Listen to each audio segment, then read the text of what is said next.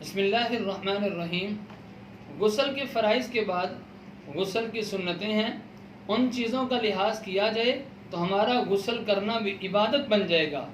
کیا بہترین ہمارا دین ہے کہ جس دین نے ہمیں یہ چیزیں سکھائی کہ اگر ہم وہ طریقہ پیغمبر کے طریقوں کے مطابق کر لیں تو ہمارا وہ کام کرنا بھی ثواب اور وہ کام کرنا بھی عبادت بن جائے گا۔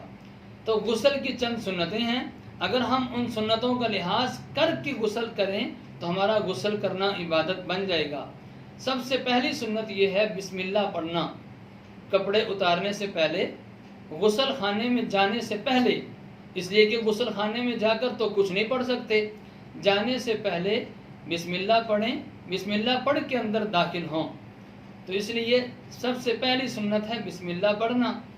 دوسری سنت ہے دونوں ہاتھوں کا دھونا، سب سے پہلے دونوں ہاتھوں کو دھویا جائے، یہ غسل کی دوسری سنت ہے۔ اسی طرح غسل کی تیسری سنت ہے کہ بدن کے جس حصے پر نجاست لگی ہوئی ہے، کوئی ناپاکی لگی ہوئی ہے، اس جگہ کو دھونا، اس جگہ کو پاک صاف کرنا، یہ غسل کی ایک الگ مستقل سنت ہے۔ اور نمبر 4 استنجا کرنا، پیشاب پخانے والی جگہ پر کوئی ناپاکی لگی ہو اس جگہ کو دھو لینا، یہ غسل کی سنت ہے۔ اسی طرح نمبر 5 مکمل وضو کرنا، غسل کرنے لگے ہیں تو غسل سے پہلے آپ مکمل نماز والا وضو کر لیں، ہاتھ دھوئیں، کلی کریں، ناک میں پانی ڈالیں، پورے چہرے پر پانی ڈالیں، اپنی بازوؤں کو دھوئیں، سر کا مسح کریں، پاؤں کو دھوئیں، جو نماز والا وضو کرتے ہیں نماز والا وضو کریں۔ اور اس کے بعد چھٹی سنت یہ ہے کہ پہلے سر پر اور پھر دائیں طرف اور پھر بائیں طرف پانی کا بہانا، اگر کسی چیز سے پانی ڈال رہے ہیں تو سب سے پہلے سر پہ ڈالیں، پھر دائیں طرف ڈالیں اور پھر بائیں طرف پانی کا بہانا، یہ غسل کے اندر ایک الگ سنت ہے۔ اب دیکھو باتیں چھوٹی چھوٹی ہیں لیکن ان چیزوں کا خیال کریں، ہمارا غسل کرنا بھی عبادت بن جائے گا۔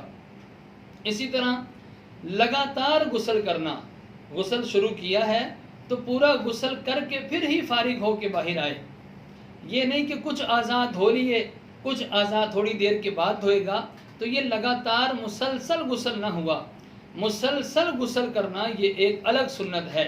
مسلسل کا مطلب یہ ہے کہ سارے اعضاء کو ایک مرتبہ ہی دھوئے، یہ نہیں کہ کچھ اعضاء ابھی دھو لیے کچھ اعضاء بعد میں دھوئیں، ایسا نہ کرے بلکہ لگاتار تمام اعضاء کو دھوئے۔